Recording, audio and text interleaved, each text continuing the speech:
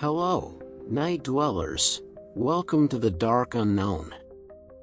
Put on your headphones, turn off the lights, and prepare yourself. Not every terror comes from monsters or shadows. Sometimes, the greatest horror lies inside your own home.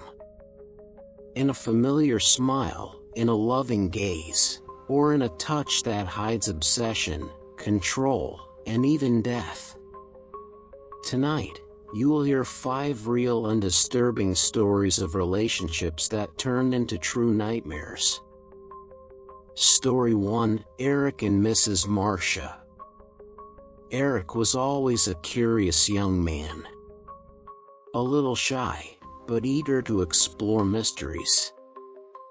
He lived in a small town where everyone knew each other, and nobody could ignore the presence of Mrs. Marcia. She seemed to carry something strange, the kind of person that made the air feel heavier just by walking into a room. Disheveled hair, dark clothes, eyes that pierced through skin. Many whispered that she practiced rituals, that she played with dark forces, but no one dared to say it out loud. Eric, however, felt strangely drawn to her. He started visiting, speaking with her, and she always welcomed him with that enigmatic smile, as if she already knew every secret in his mind. Over time, Eric began to change. His skin turned pale, his moods darker.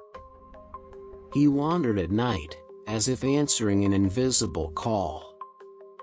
Until one night, the neighbors heard a scream coming from Mrs. Marcia's house. When they rushed over, the door was half open, the living room drowned in shadows. On the floor lay Eric, eyes wide open, staring at the ceiling, no breath left in him. Beside him, a single candle, melted into the wood, and symbols drawn in blood. Mrs. Marcia vanished that same night. She was never seen again. But some say, if you walk past her old house, you can still hear a whisper in the dark. He was never yours, he was always mine. Story 2: Lisa. Lisa was 25 when she thought she had finally met someone special. At first, he was perfect, attentive, caring, always around. But little by little, his love became a cage. He wanted to know where she was at every moment, who she spoke with, what she wore, even what she thought. At work, he started showing up unannounced. His messages flooded her phone, suffocating her. She tried to laugh it off, to convince herself he was only worried. But his obsession grew darker. One night, Lisa came home and found the door unlocked. Inside, everything looked normal, until she noticed the photos on the table. Her photos. Sleeping. Showering. Leaving work. All taken without her knowing. Her heart froze. When she turned around, he was standing there, in the dark, smiling. "You're mine. You've always been mine." Lisa tried to run, but he shoved her against the wall, pressing his face close to hers. His eyes were wide, burning with madness. She screamed. The neighbors called the police. He was arrested that night. But Lisa never slept the same again. For months, she kept the lights on, doors and windows locked, always afraid that smile would return in the darkness. Story 3: Renata and Alberto. Renata believed in love. And for her, love was Alberto. Charming, seductive, a man who seemed too good to be true. But she learned quickly, he was not hers alone. When she confronted him, Alberto only laughed. Told her she was exaggerating. That she should be more understanding. His words cut deeper than knives. Renata didn't cry. She didn't beg. She stayed silent and planned. That night, as Alberto passed out drunk on the couch, she watched him closely. His chest rising and falling, peaceful, vulnerable. She walked to the kitchen and returned with the sharpest knife she could find. The sound of her steps was the last thing Alberto heard before his eyes opened, just as the cold blade touched his skin. His scream echoed through the house. But no one came. No one heard.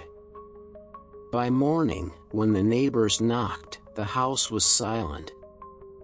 They found Renata in the living room, her hands dripping red, her lips curved in a chilling smile. He was mine, and now, finally, only mine. Story 4, Marcos. Marcos was charming. Intelligent, polite, the kind of man anyone would envy. But behind the mask, there was something rotten. At first, his jealousy seemed flattering. Then, suffocating. Soon, it became imprisonment. He locked his girlfriend inside the house. Hid the keys. Deleted her messages. Controlled every single detail of her life. And when she cried, begging for freedom, he stroked her hair gently and whispered, "I'm protecting you from the world. You only need me." But protection was just another word for prison. Days turned into weeks. Weeks into months. And then, one day, she was simply gone. Marcos told everyone she had left him, that she couldn't handle his love. He cried, played the victim, and everyone believed him. But beneath the house, hidden under a fresh layer of cement in the basement floor, the truth remained buried. Story 5, Rafael. Rafael was calm, polite, patient.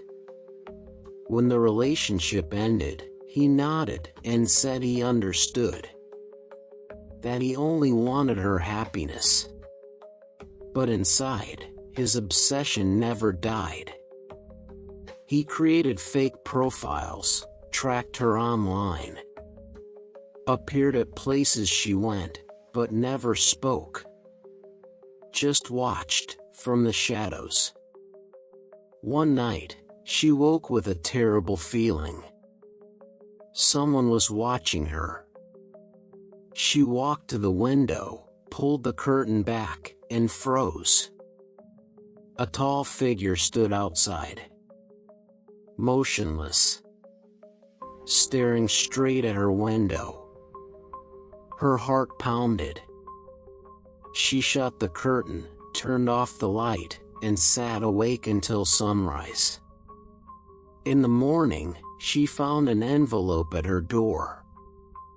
Inside, a photo of herself. Sleeping. On the back, written in shaky handwriting. "Even when you don't see me, I'm here." Love can be sweet, but it can also become poison. And the most terrifying monsters aren't always the ones hiding in the dark. Sometimes, they're the ones we trust the most. If you made it this far, thank you for watching until the end. Don't forget to like this video, subscribe to the channel, and join us again, here, in the Dark Unknown. Until next time, sleep well, if you can.